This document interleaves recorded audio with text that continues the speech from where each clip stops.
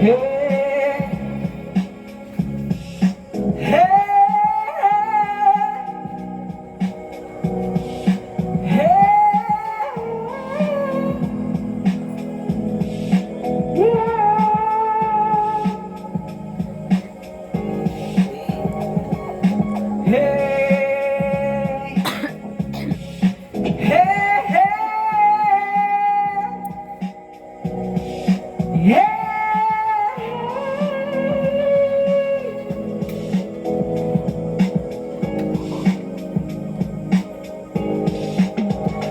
kayo ba na nakaupo? Subukan nyo namang tumayo. At baka matanaw ninyo ang tunay na kalagayan ko.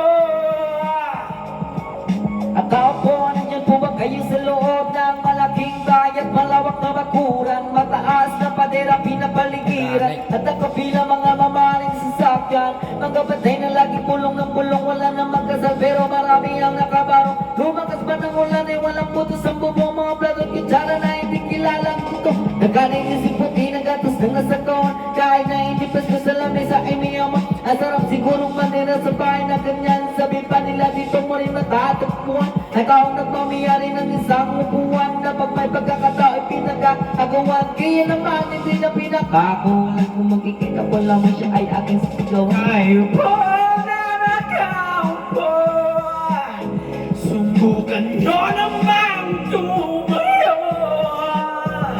At baka matanaw ninyo ang tunay na kalagayan ko.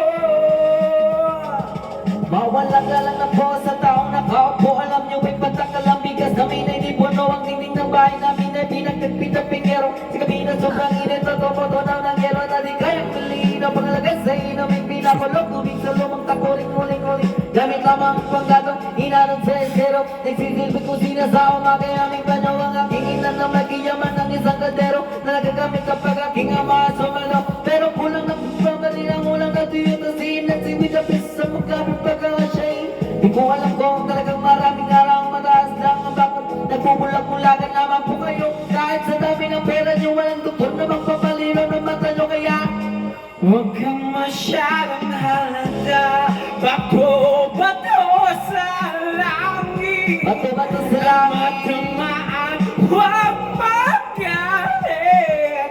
Bato-bato sa langit.